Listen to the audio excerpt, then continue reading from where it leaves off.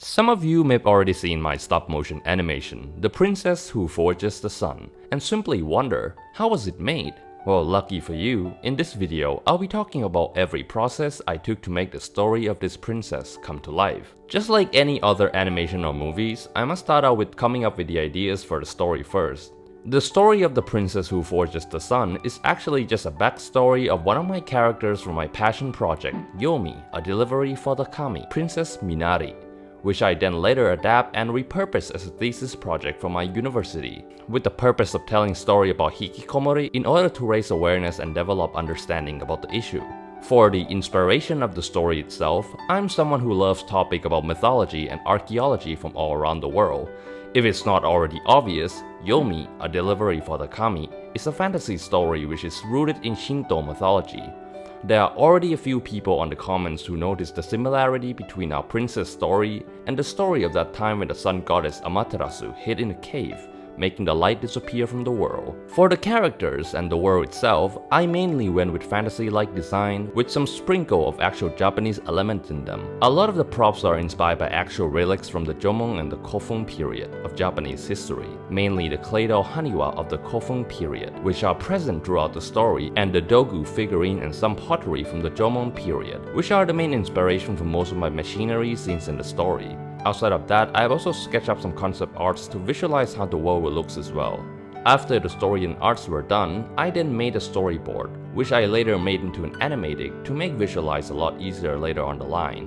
The animatic itself includes placeholding musics, sound effects, and even dialogues voiced by myself, which I still find a little funny. But the one that bears the weight of the crown is abandoned by the gods.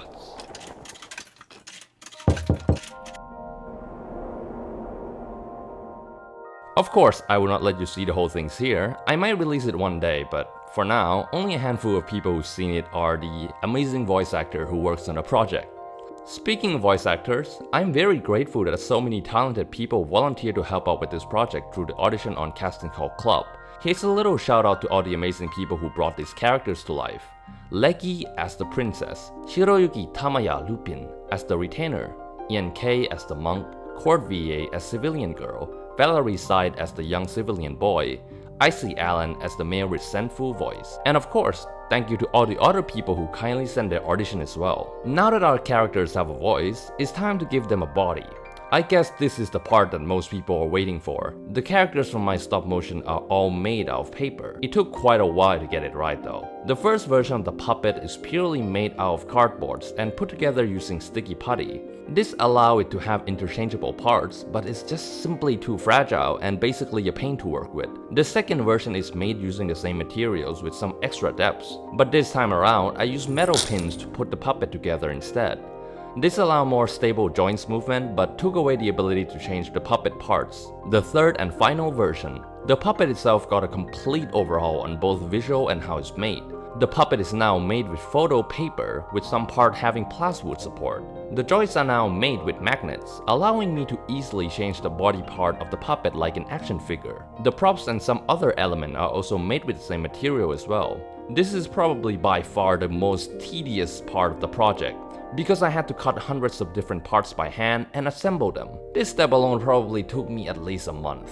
Now that all the pre-production stuff are done, it's time to move on to the fun part, the production of the stop motion itself. In case you're not familiar with how stop motion are made, it is simply a form of animation created through taking a picture, slightly moving an object, and repeating the process over and over again. When you quickly play them back in sequence, it will create an illusion of movements. For this specific stop motion, I used 12 frames per second. For the equipment, it's really nothing too fancy. I have a DSLR camera, a stop motion program called Dragon Frame, 2 desk lamp, 1 softbox lamp, and a phone or a tablet for the flashlight, which I cover with translucent color Lego piece to create different color lighting to accommodate different moods. All of this is done within my own bedroom.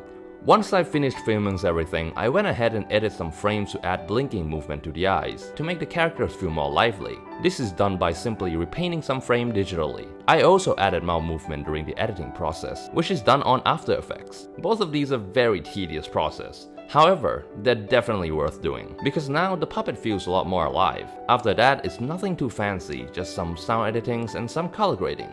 I guess that's it. The entire production of stop-motion animation called The Princess Who Forges the Sun. Anything after that is just me setting up the exhibition for my thesis itself. It was a lot of fun, honestly, being able to talk to so many people who are interested in my project. And of course, YouTube. I am honestly incredibly surprised to see how many people tune into the stop-motion, especially how I'm basically a very small channel and a very small artist. Honestly, I am just grateful for all of your support, and I'm incredibly happy to hear there are so many people who are interested in what I'll do next. This may sound cliche, but those things truly means the world to me. All I can say is just thank you from the bottom of my heart, and I will try my best to deliver the finest quality of content possible. And I hope you guys will stick around to see more of my characters and story from my project, Yomi, a delivery for the Kami, come to life. Thank you so much for watching, and see you next time. May the Kami protect you.